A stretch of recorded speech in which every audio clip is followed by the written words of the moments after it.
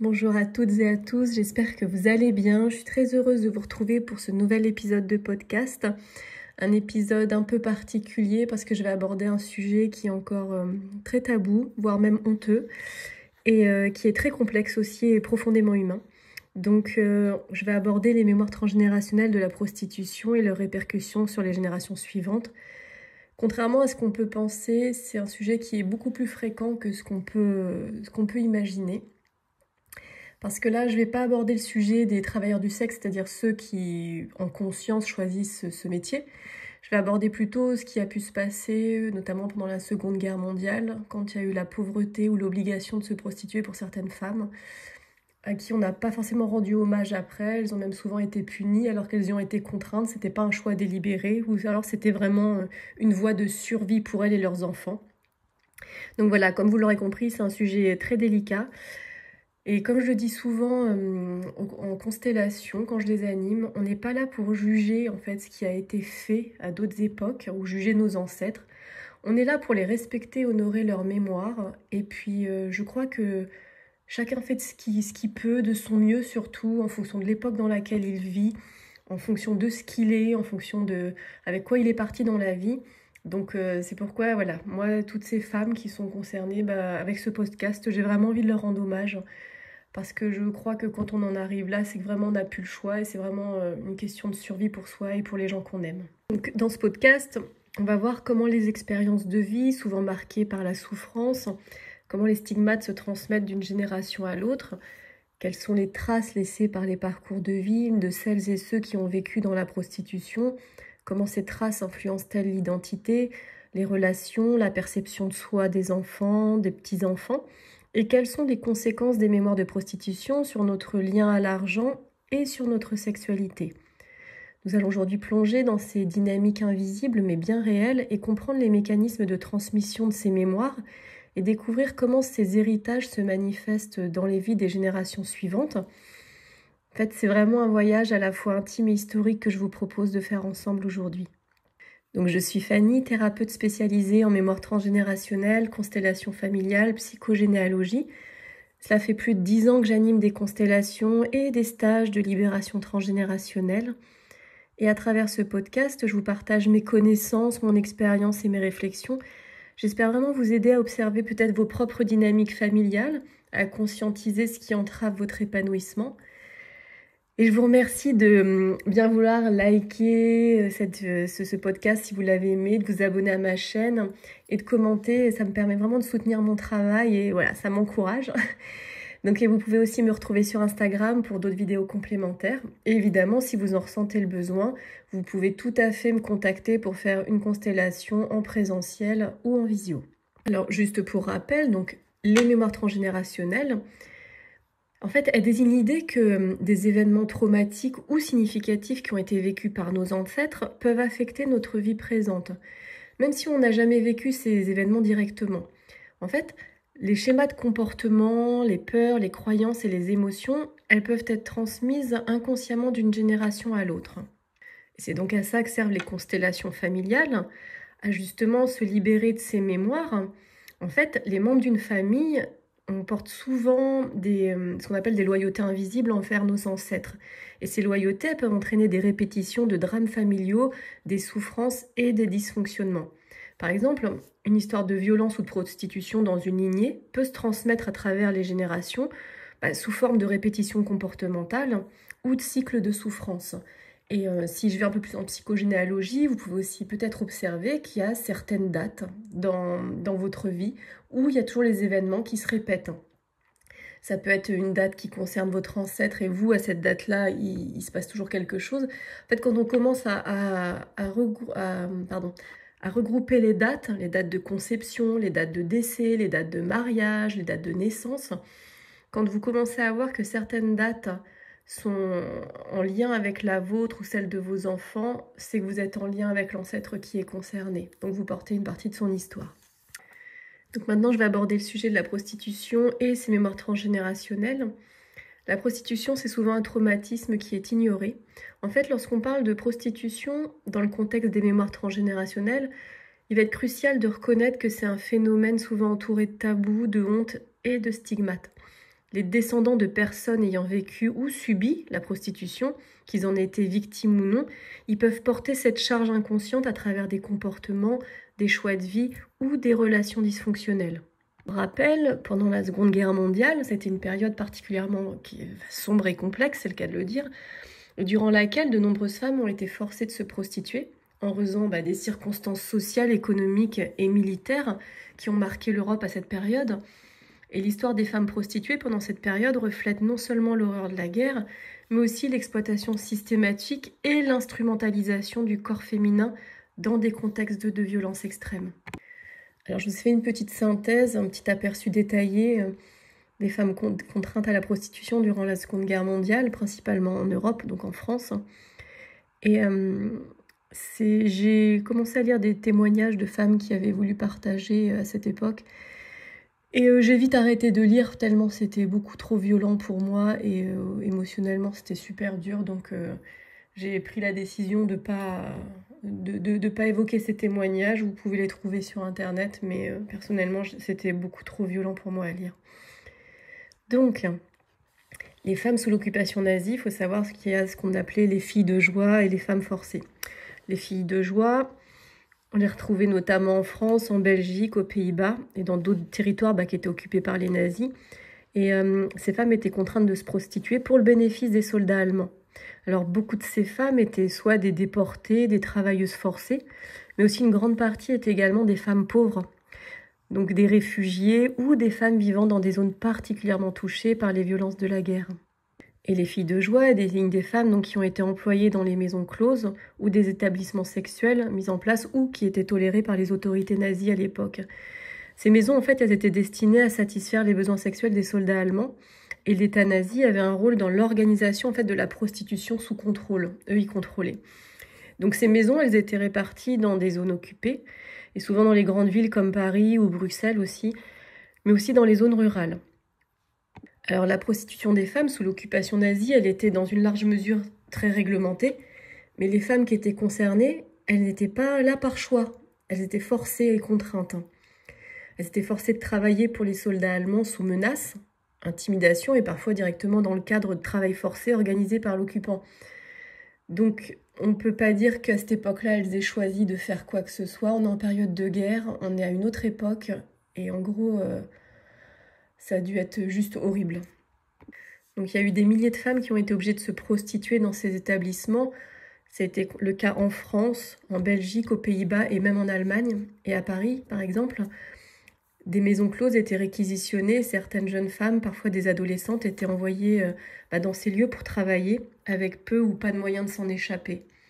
Et de plus, le système nazi a parfois mis en place ce qu'ils appellent des Konzentrationslager, je ne sais pas si l'accent est bon, pour femmes, où en fait des femmes considérées comme des mauvais éléments sociaux, comme des prisonnières politiques, des résistantes ou des collaboratrices. Et en fait, elles étaient envoyées dans ces lieux de détention. Et en plus de subir des mauvais traitements et des abus, certaines ont été contraintes à la prostitution. J'imagine même pas ce qu'elles ont dû vivre, les pauvres. J'ai une compassion pour elles. Et les autorités nazies les utilisaient donc également à des fins de propagande et de maintien du moral des troupes. Parfois par l'intermédiaire de camions de femmes qui circulaient en fait entre les villes occupées. Je ne sais pas si vous imaginez, ils faisaient des camions de femmes qu'ils envoyaient à la prostitution de ville en ville, là où les Allemands occupaient le territoire. Je trouve ça atroce. Et comme si ce qu'elles avaient subi n'était pas suffisant, après la libération, les femmes accusées d'avoir entretenu des relations avec les Allemands, donc là, des relations forcées, elles ont été sévèrement punies par la société française. Ce qui veut dire que ces femmes, elles ont été stigmatisées, humiliées publiquement et souvent soumises à des violences physiques et morales.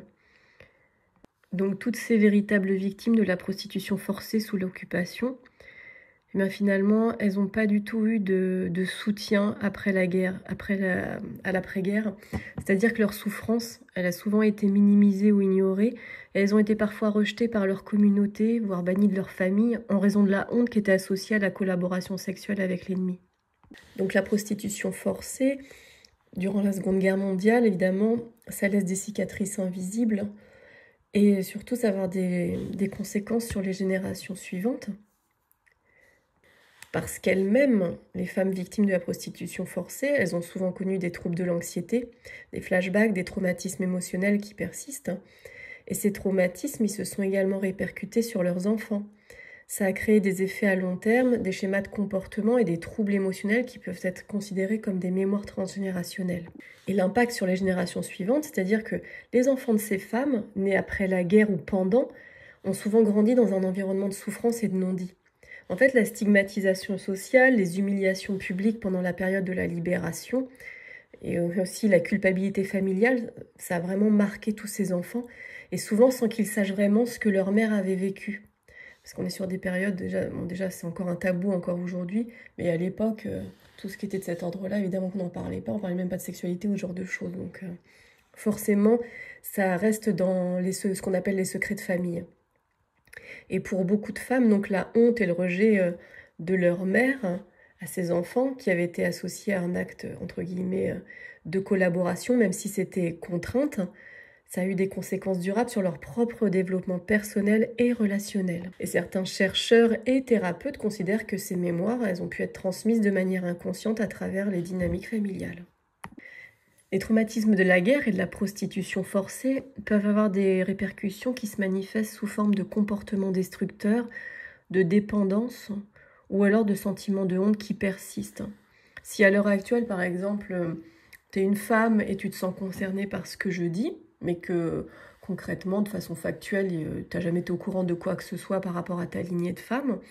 Si par exemple, tu as un sentiment de honte là, qui revient régulièrement, tu ne sais pas pourquoi, mais tu as honte, tu as envie d'aller te cacher, ou ce genre de choses, tu peux tout à fait être concerné par ce type de mémoire transgénérationnelle, parce que finalement, ça reste un secret de famille, mais toi, tu le portes dans ton inconscient, donc tu peux avoir des comportements qui finalement sont en lien avec ce qu'a vécu ton aïeul.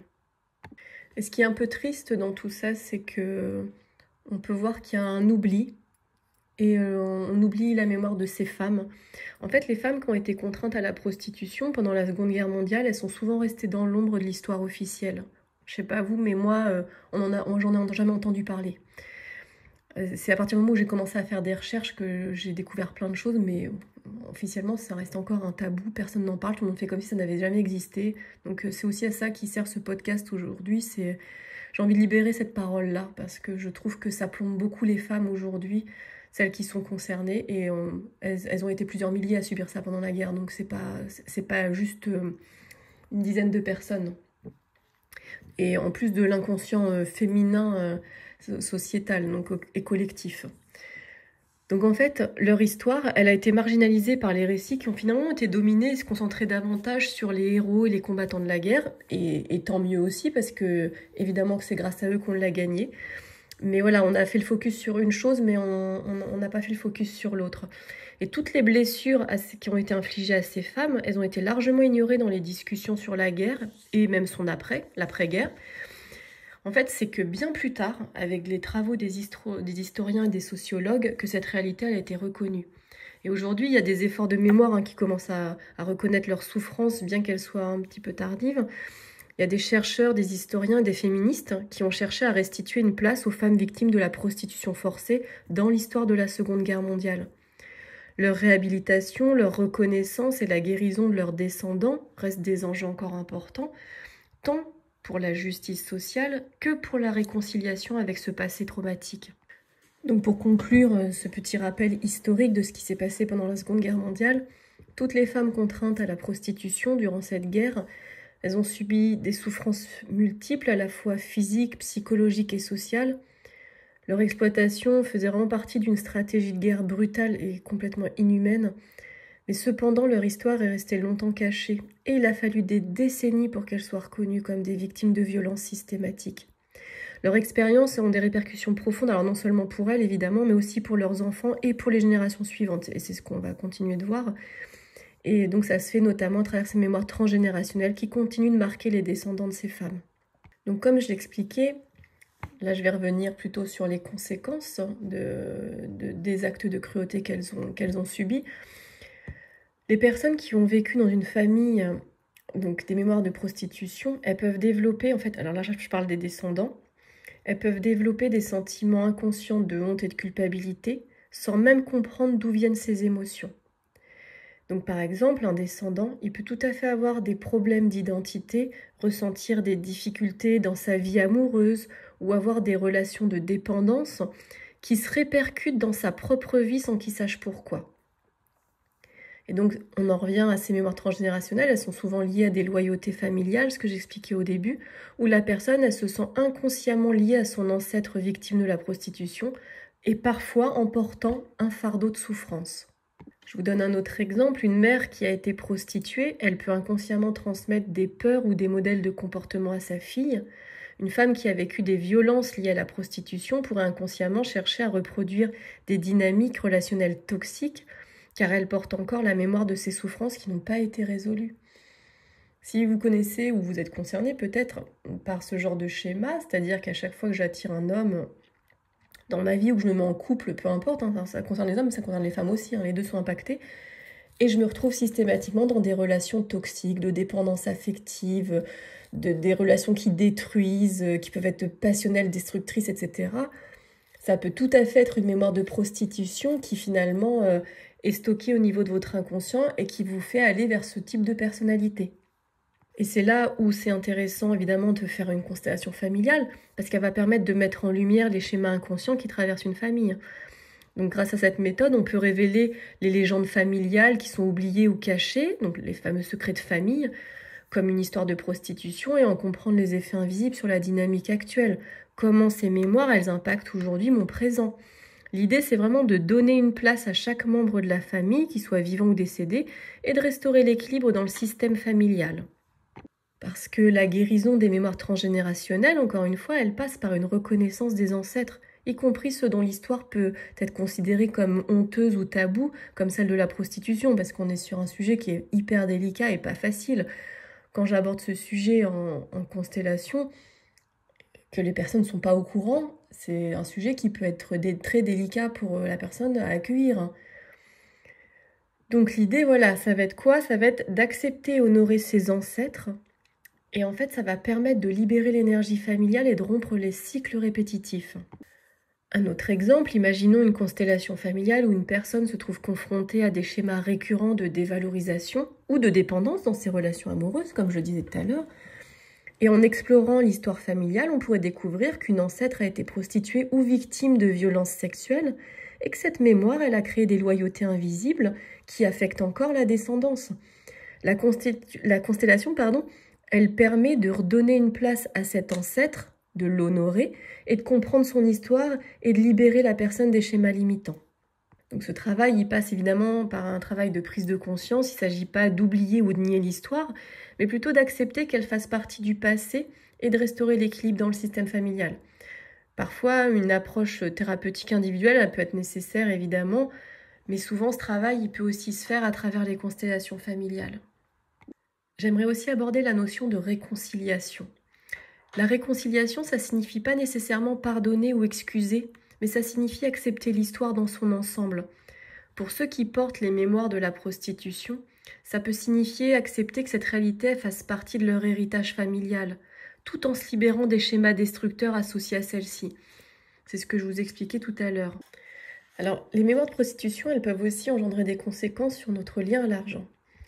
Ces mémoires transgénérationnelles de prostitution, elles peuvent avoir des impacts profonds et complexes sur l'argent, dans le sens où elles sont souvent liées à des dynamiques de domination, de survie, de honte ou de dévalorisation. En fait, ça peut laisser des traces invisibles, mais qui sont très puissantes, dans les héritages familiaux. Alors, je vais vous donner quelques pistes des impacts que ça pourrait avoir.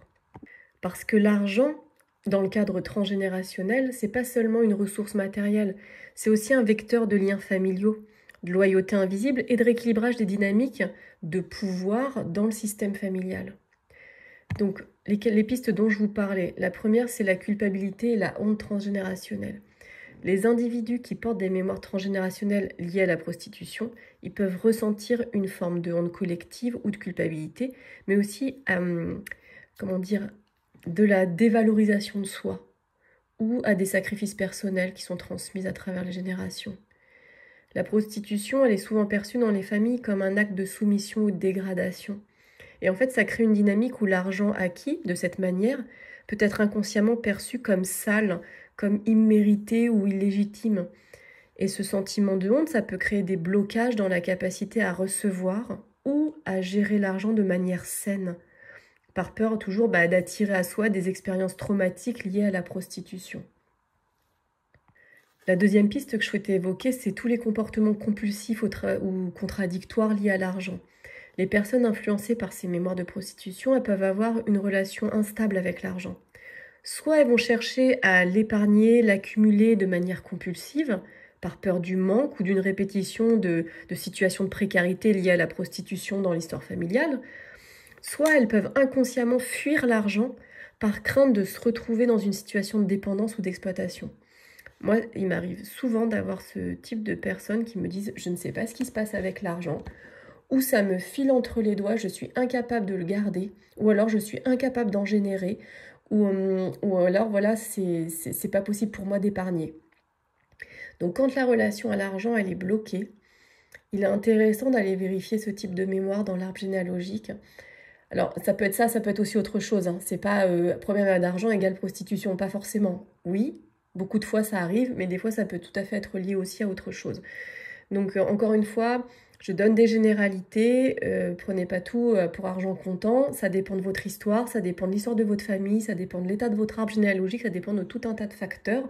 Là, ce sont des généralités, mais vous pouvez déjà voir si, quand vous écoutez ce podcast, ça génère quelque chose à l'intérieur de vous. Est-ce que ça résonne? Est-ce que ça vous met mal à l'aise? Est-ce que ça génère de l'émotionnel, même si vous n'arrivez pas à le rationaliser? Et ça, c'est hyper important. Ça veut dire que votre inconscient est déjà en train de vous lâcher des informations.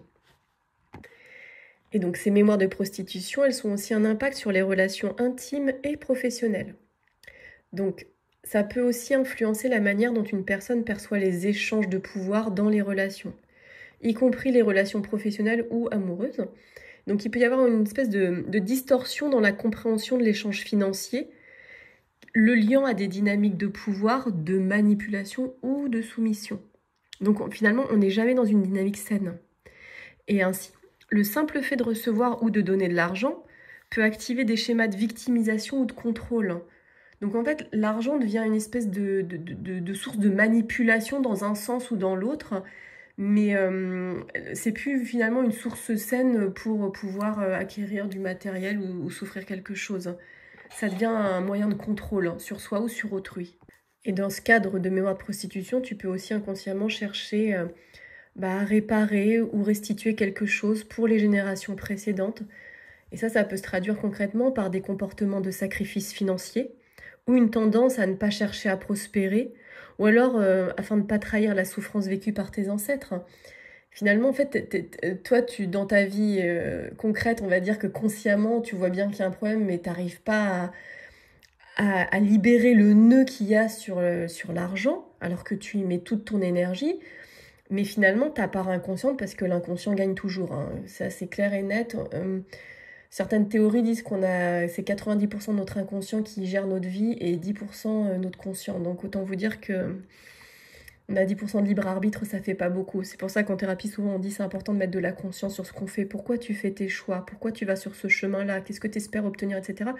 Il est important de se poser des questions. Je dis pas se poser beaucoup de questions, je dis se poser les bonnes questions pour pouvoir mettre de la conscience et commencer à regarder les choses sous un autre angle. Souvent, quand on est pris dans des problématiques, on a les mêmes mécanismes pour essayer de changer les choses. En fait, on refait tout le temps la même chose, sauf que ça marche jamais. D'où pour moi, en tout cas, c'est important dans ces moments-là d'aller consteller parce que tu vas avoir une autre vision de ton problème. Toi, tu vois les choses en surface et c'est normal quand on est dans cette situation, on fait tous la même chose. On voit la surface de notre problème, mais on ne voit pas les racines. La constellation te montre les racines de ton problème et non les symptômes. Donc l'idée, ça va être ça. C'est toi en conscience, tu te dis oui, je veux générer de l'argent, je veux gagner de l'argent, sauf qu'inconsciemment, c'est comme si on te freine et que toi, en fait, par sacrifice financier, tu es en train d'essayer de réparer ce qu'a vécu ton ancêtre. Mais ça ne marche pas. Voilà, donc j'espère que je suis assez claire dans mes explications. En tout cas, n'hésitez pas à me poser des questions ou si vous êtes concerné par ce sujet, vous pouvez tout à fait le mettre en commentaire. Ça me ferait super plaisir de lire parce que croyez-moi, en tout cas, si vous vous sentez concerné, vous n'êtes pas seul. Sachez qu'il y a beaucoup de femmes et d'hommes, j'insiste, il y a aussi beaucoup d'hommes qui sont concernés par cette problématique. Ce type de mémoire de prostitution heurte également l'équilibre entre le donner et le recevoir. L'argent, il est souvent lié à un équilibre fondamental entre ce que l'on donne et ce que l'on reçoit dans le système familial. Si un ancêtre a été exploité ou qu'il a subi une forme de prostitution, ça peut créer une asymétrie dans ce mouvement d'échange. Par exemple, un membre de la famille, il pourrait se sentir coupable de recevoir de l'argent ou chercher à en accumuler de la richesse, et il fait ça inconsciemment en réponse à l'injustice qui a été vécue par ses ancêtres. L'individu pourrait alors éviter de recevoir ou de se sentir indigne de la prospérité. Un autre impact possible, c'est la répétition inconsciente de schémas d'exploitation ou de victimisation dans les relations avec l'argent. Si tu as un ancêtre qui a été exploité dans une situation de prostitution, il est possible que l'individu, il ressente inconsciemment un lien avec ce rôle de victime et qu'il se retrouve dans des situations où l'argent il est obtenu ou utilisé de manière dégradante ou manipulatrice. Ça pourrait aussi prendre la forme de se laisser exploiter financièrement ou au contraire de fuir l'argent pour ne pas se retrouver dans une situation d'abus. Et j'en arrive maintenant au concept de ce qu'on appelle l'exclusion dans les constellations familiales. J'ai pu observer que certains membres de la famille, souvent ceux qui ont vécu des événements traumatiques ou honteux, ils peuvent être exclus du système familial. Par exemple, donc, un ancêtre qui a été victime de prostitution, il pourrait être inconsciemment exclu de la mémoire familiale et ça peut affecter les générations suivantes. L'exclusion de cette personne, ça va engendrer un vide ou un déséquilibre que les descendants ils vont chercher à compenser de manière inconsciente. Donc en fait, cette compensation, elle pourrait se manifester par des comportements financiers erratiques, une incapacité à vivre une relation équilibrée avec l'argent, ou même des réussites financières qui ne sont pas pleinement vécues, comme une espèce de forme d'inconfort vis-à-vis de l'argent. Donc l'héritage de la prostitution, il peut aussi affecter la manière dont une personne se positionne dans sa carrière. Si l'argent a été généré par des moyens perçus comme dégradants dans l'histoire familiale, en fait ça peut créer un blocage dans l'aspiration à une réussite financière honnête et épanouissante. C'est-à-dire, la personne elle pourrait se sentir indigne d'une forme de prospérité stable ou au contraire chercher à compenser un manque de sécurité par une quête excessive de réussite. Donc là en fait c'est le trou sans fond. C'est en fait la barre elle est toujours plus haut, t'as beau avoir tout ce qu'il te faut, en fait ça continue et ça continue. C'est vraiment le trou sans fond. Et un des impacts aussi, c'est vraiment une incompréhension de l'argent comme une ressource légitime. C'est-à-dire que dans certains cas, ces mémoires elles peuvent affecter ta capacité à voir l'argent comme une ressource légitime. C'est-à-dire comme un moyen d'échange normal et naturel dans une société, plutôt que comme un symbole de souffrance, de soumission ou d'extorsion. Ces impacts, ils soulignent l'importance de guérir et de conscientiser ces mémoires transgénérationnelles. Quand tu engages un processus de travail sur toi-même, avec les constellations familiales, la psychogé ou d'autres, l'hypnose, moi je fais aussi ça aussi en hypnose pour certaines personnes, ça permet vraiment de libérer la relation à l'argent de schémas hérités et de favoriser une approche beaucoup plus saine et plus libre. Et ce que cherchent à faire les constellations familiales, ça cherche vraiment à rétablir l'équilibre entre réintégrer les membres exclus et en réaffirmant les liens familiaux oubliés ou traumatisés. Et dans ce contexte, la réconciliation avec les mémoires transgénérationnelles de prostitution, ça peut vraiment permettre de réparer le lien à l'argent. Ça peut aussi se traduire par une guérison qui permet à la personne de se sentir digne de prospérer, de recevoir, d'utiliser l'argent de manière plus fluide et équilibrée, tout en libérant les loyautés invisibles liées aux ancêtres. Parce que rétablir l'ordre familial, ça consiste vraiment à remettre chaque membre dans sa juste place, dans une reconnaissance et un respect de son histoire. Si une personne porte ses mémoires de prostitution, ça peut être nécessaire de reconnaître ses souffrances, de les honorer, sans que ça ait un impact délétère sur la relation à l'argent. Et en guérissant cette mémoire, l'individu il peut apprendre à utiliser l'argent de manière légitime et équilibrée, sans être perturbé par des mécanismes de compensation ou de rejet liés à ses histoires passées. Donc voilà, pour vous synthétiser un peu tout ce que je viens de dire en résumé, les mémoires transgénérationnelles de prostitution, elles peuvent avoir un impact sur notre relation à l'argent en créant des dynamiques de honte, de culpabilité, d'exclusion et d'asymétrie dans l'échange. Ces mémoires, elles peuvent se traduire par une incapacité à recevoir de l'argent de manière équilibrée, des comportements financiers erratiques ou alors des résonances inconscientes avec des schémas de victimisation. Donc la guérison, encore une fois, elle passe par la reconnaissance de ces dynamiques. Évidemment, on va restaurer l'ordre familial, ce qui permet une relation plus saine et fluide avec l'argent. Je vais aborder maintenant l'impact que les mémoires de prostitution peuvent avoir chez les hommes, parce que c'est un peu moins abordé, mais ils sont concernés aussi. Ces mémoires, elles peuvent toucher les hommes, même si le phénomène il est souvent perçu comme étant plutôt lié aux femmes. Et ça, je l'ai observé aussi dans le cadre des constellations que j'anime. Les mémoires, en fait, transgénérationnelles, elles connaissent pas de genre. Et en fait, elles peuvent affecter aussi bien les hommes que les femmes. Les conséquences, elles peuvent être multiples et profondes, évidemment, selon la manière dont ces mémoires s'ancrent dans le système familial et comment elles se manifestent à travers les générations. La première chose que j'ai pu observer chez les hommes qui portent ce type de mémoire, ce sont les problèmes d'identité masculine et de valeur personnelle. Les hommes qui portent les mémoires transgénérationnelles de prostitution peuvent être confrontés à des dilemmes internes sur leur identité, leurs valeurs et leur rôle dans les relations. Dans certains contextes familiaux notamment, le fait de voir une figure féminine exploitée ou d'avoir été exposé à des histoires de prostitution au sein de la famille, ça peut mener à des conflits internes sur la manière dont ils se perçoivent en tant qu'hommes. Ils pourraient ressentir une pression à prouver leurs valeurs par des moyens financiers, sociaux, même affectifs, ou alors ils peuvent être aussi hantés par l'idée qu'ils pourraient eux aussi être perçus comme dégradés ou faibles dans leur relation avec l'argent ou avec les femmes.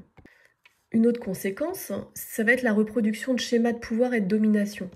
Les hommes qui portent ce type de mémoire, ils peuvent inconsciemment répéter des schémas de pouvoir, de contrôle et de domination qui sont souvent présents dans les histoires de prostitution. Donc, ils peuvent se retrouver dans des relations où l'argent devient un moyen de manipulation, de contrôle ou d'exploitation, c'est ce que j'ai évoqué tout à l'heure, soit en étant victime, soit en étant dominant. Et ça peut se manifester par des difficultés à vivre les relations équilibrées et respectueuses, ou par un besoin d'affirmer leur pouvoir à travers des comportements financiers ou affectifs. Trouvez aussi ces fameux comportements compulsifs vis-à-vis de l'argent et de la réussite. Donc l'argent devient un vecteur de compensation, de réparation, de l'honneur familial. Un homme il pourrait tout à fait chercher à accumuler de l'argent de manière compulsive en vue de réparer une injustice perçue dans l'histoire familiale. Cette espèce de besoin de prouver sa valeur peut se traduire par un excès de travail aussi, les hyperactifs. Ceux qui passent 18 heures au travail par jour et qui ont plus de place pour la famille. Ou peut-être une quête incessante de statut. Si tu es tout le temps en train de vouloir plus pour ton statut et t'élever dans la société, en fait, tu fais ça parce que tu fais ça dans l'espoir finalement de rétablir un équilibre ou d'échapper à un sentiment de honte qui est lié à l'héritage familial. Et évidemment, ça va être compliqué aussi pour eux d'avoir des relations saines, avec les femmes notamment, saines et équilibrées. Parce que les mémoires transgénérationnelles de prostitution, elles peuvent influencer la manière dont ils perçoivent les femmes et les relations de pouvoir. L'argent et la sexualité peuvent être confondus ou vécus comme une source d'inégalité. Ça peut créer des distorsions dans la manière d'aimer, de donner ou de recevoir dans une relation. En fait, l'un des parents, ou alors un ancêtre masculin, pourrait avoir inconsciemment adopté un rôle dominant, ce qui peut amener un homme à répéter des comportements de soumission ou de domination. Évidemment, il peut aussi répéter des schémas d'exploitation, de victimisation. Donc l'homme peut tout à fait inconsciemment se mettre dans des relations où il est exploité financièrement, émotionnellement, même sexuellement, ou bien à l'inverse, il peut être dans une position d'abus de pouvoir envers une autre personne. Et ça découle souvent de la répétition des schémas familiaux qui n'ont pas été résolus encore une fois. L'homme peut également ressentir un besoin exacerbé d'être reconnu, d'être validé ou apprécié dans sa vie, alors que ce soit sa vie professionnelle ou personnelle, encore une fois par l'accumulation d'argent bien souvent. Et ce besoin de reconnaissance, il peut être lié à une compensation du manque de valorisation dans la famille, ou alors ça peut être aussi une tentative de restaurer un équilibre énergétique, ou un ancêtre masculin, ou alors un ancêtre tout court qui a vécu la prostitution, a été dévalorisé ou marginalisé. Et dans le cadre des constellations familiales, il y a quelque chose que j'ai envie de mettre en lumière, c'est l'importance de la réconciliation avec la part féminine en soi. Qu'on soit homme ou femme, peu importe notre sexe, on a tous du féminin et du masculin à l'intérieur de soi. Les hommes qui portent des mémoires transgénérationnelles de prostitution, ils vont avoir du mal à honorer cette dimension féminine. Donc soit en rejetant, soit en reproduisant des comportements de domination. En fait, cette réconciliation intérieure, elle est essentielle pour établir une relation équilibrée à l'argent, mais aussi à l'intimité et à la sexualité. Et la dernière conséquence que je voudrais aborder dans ce podcast, évidemment, elle concerne la sexualité. Et là, tout le monde est concerné, que ce soit les hommes ou les femmes.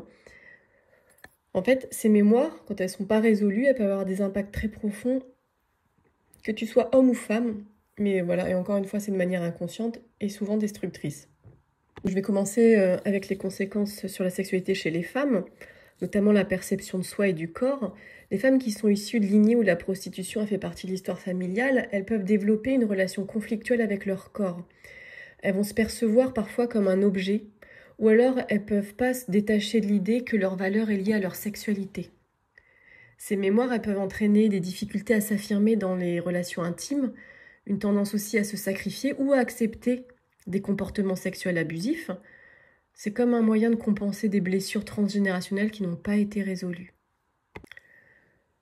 Ensuite, il y a aussi la réparation de l'histoire de la mère. Admettons, si c'est ta mère qui s'est prostituée, toi en tant qu'enfant, en particulier si t'es une fille, tu peux ressentir un besoin inconscient de réparer l'histoire de ta mère ou des ancêtres en répétant leur schéma, que ce soit en rejetant totalement la sexualité ou au contraire en la vivant de manière déséquilibrée. C'est souvent une quête d'affection ou de validation à travers les relations sexuelles. L'autre chose qu'on retrouve très fréquemment, c'est la honte qui est liée à la prostitution vécue par les ancêtres. Cette honte, elle se transmet, c'est ce que j'évoquais tout à l'heure. Et la femme, elle peut être marquée par des sentiments de honte liés à sa propre sexualité ou à ses rapports avec les hommes. Ça peut influencer la façon dont elle se vit dans ses relations amoureuses et sexuelles, et parfois dans un contexte de dépendance affective, ou alors de recherche constante de validation extérieure. Donc maintenant, je vais vous parler des conséquences sur la sexualité des hommes. Donc là, on va retrouver des dynamiques de domination et de soumission. En fait, les hommes, ils peuvent être porteurs de mémoires liées à la domination, à l'objectivation de la femme, voire à une forme de répétition de l'abus. Ces hommes, ils peuvent développer une relation compliquée avec les femmes, soit en adoptant des comportements dominateurs, soit en se mettant dans des positions de soumission ou de dépendance. Ils peuvent aussi avoir une sexualité marquée par une volonté inconsciente de contrôler l'autre sexe, ou alors au contraire de se sentir impuissants face à leurs propres désirs. La deuxième conséquence pour les hommes, ça va être un manque de respect et de considération pour le corps féminin. Les hommes qui sont issus de lignées où la prostitution est présente, ils peuvent vivre une sexualité détachée de la relation émotionnelle. C'est-à-dire, ils cherchent la gratification sexuelle sans réel respect pour l'autre. Cette dynamique, elle peut se traduire par des comportements de manipulation ou d'abus dans les relations intimes. Et troisième conséquence pour ces messieurs, c'est le rejet de la part des femmes ou des dynamiques toxiques. C'est-à-dire que les hommes, ils peuvent reproduire inconsciemment des relations conflictuelles où la femme, elle incarne à la fois l'objet de désir et la source d'une forme de culpabilité ou de honte. Et en fait, ça se traduit parfois par des comportements de rejet ou d'incompréhension face à des femmes qui ont vécu des expériences traumatiques liées à la prostitution. Donc, que tu sois homme ou femme, de toute façon, l'idée, ça va être que pour briser ces schémas, il est nécessaire de reconnaître ses mémoires familiales, d'accepter l'histoire sans jugement, en respectant ses ancêtres, et permettre aux générations suivantes de guérir et de rétablir les relations saines. Ça implique souvent de comprendre et d'intégrer les souffrances des ancêtres, afin d'éviter que leurs blessures ne se transmettent de manière inconsciente, évidemment. Donc voilà, les constellations familiales, pour ça, ça vise vraiment à rétablir l'ordre et l'équilibre dans le système familial. Donc ça permet aux individus de se libérer des héritages invisibles qui pèsent sur leur sexualité, sur leurs relations, sur le lien à l'argent, etc. On arrive à la fin de ce podcast. J'espère qu'il vous a plu. En tout cas, moi, j'ai pris beaucoup de plaisir à le faire, à l'écrire, à le parler. C'est vraiment un podcast qui était important pour moi, pour vraiment honorer la mémoire de toutes ces femmes concernées, de toute leur descendance. Encore une fois, si vous vous sentez concerné, n'hésitez pas à me contacter. Et je vous remercie de m'avoir écouté. J'espère vous avoir apporté des réponses. Prenez bien soin de vous. N'hésitez pas à liker, à vous abonner, à commenter. Encore une fois, ça soutient mon travail. Merci infiniment pour ceux qui l'ont fait. Il y en a de plus en plus, donc vraiment merci. Et si vous sentez que ça peut aider des proches, n'hésitez pas à le partager parce que voilà, c'est vraiment fait pour ça. Je vous embrasse et à bientôt.